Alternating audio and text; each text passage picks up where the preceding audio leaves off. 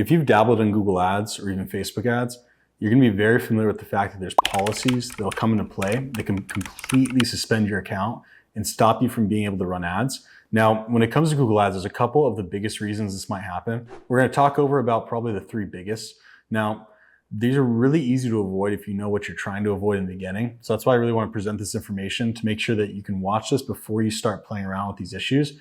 And then you get your ad account suspended for a week or 2 weeks or longer if you don't know how to actually get out of it as well, which is a whole nother story. So the first is going to be the policy circumventing systems. Now, what circumventing systems is it's basically Google telling you they think you're trying to cheat the system. There's a couple ways that this gets triggered, but the biggest is generally having multiple Google Ads accounts.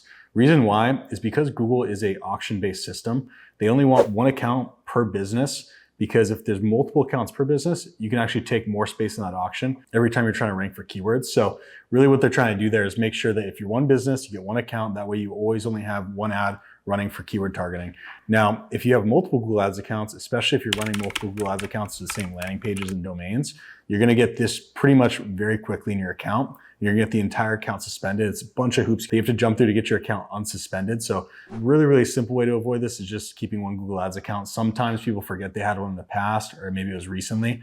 What you can really do is just go through all your Gmails, go to ads.google.com, log in with the Gmails that you have and see if there's a pre-existing Google Ads account. If there is, I'd recommend using that. If it's super old, probably safe to create a new one. What you can do is actually get a promotion for the ad account too and get some free ad spend.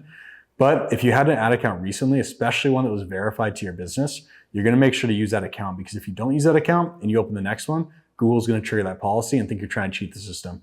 Now, there's three ways that Google Ads links Google Ads accounts to a business. One's gonna be business verification. So if you've gone through business verification for your account and you know this business is certified to this account, you're pretty much locked in there. The next is gonna be credit cards. If you use the same credit card across multiple accounts, and there's different ways to unwind this, right? Because you could technically have two businesses on the same card, but in most cases, it's a big trigger for Google. So if you have multiple accounts using the same card, it's generally gonna trigger this. And then the last is gonna be the domains. So if you're using the same domain in multiple Google Ads accounts, that'll also trigger the policy. Make sure you don't do any of those three things. If you need to use the same credit card across multiple accounts, you definitely can. It may get away with not triggering this policy. If it does, then you're just gonna reach out to Google, creating a case, and they're gonna white label the accounts to make sure that you can't run into that same issue again. Next is gonna be using the same URL or links within the same ad group. Now, how Google works, you have to have the exact same URL, meaning landing page, wherever you're sending the traffic, within the ad group in all ads, or else you're gonna get all the ads shut down. It's a weird reason. I don't know exactly the origin of why they made this a thing, but really it's just a controlled way to make sure that if you're running ads within an ad group, you have all the traffic being sent to the same space on your website.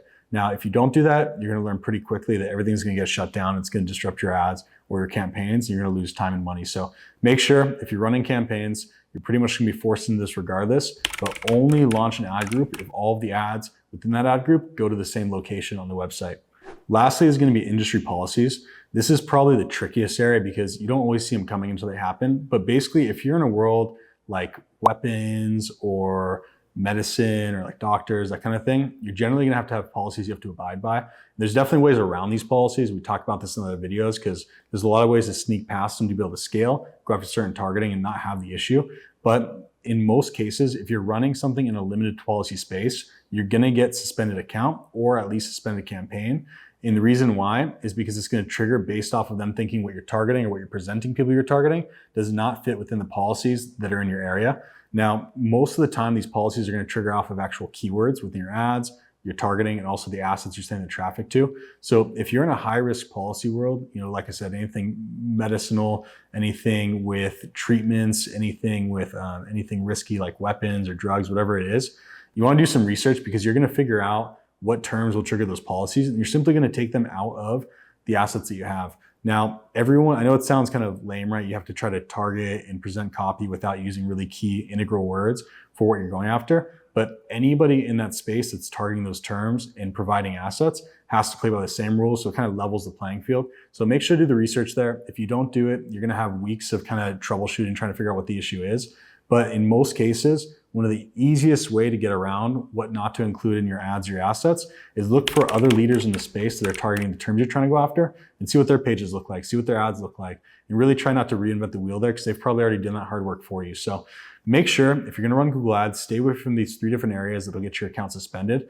If you do get suspended, there are ways almost always to get out of it. If you ever have questions, you can drop a comment on this video or send us a message. Always happy to give you advice and feedback. But we do have other videos that we talk about, different policies, how to get out of them and such. So make sure to like and subscribe. Appreciate you watching this video. We will have more to come. Thanks.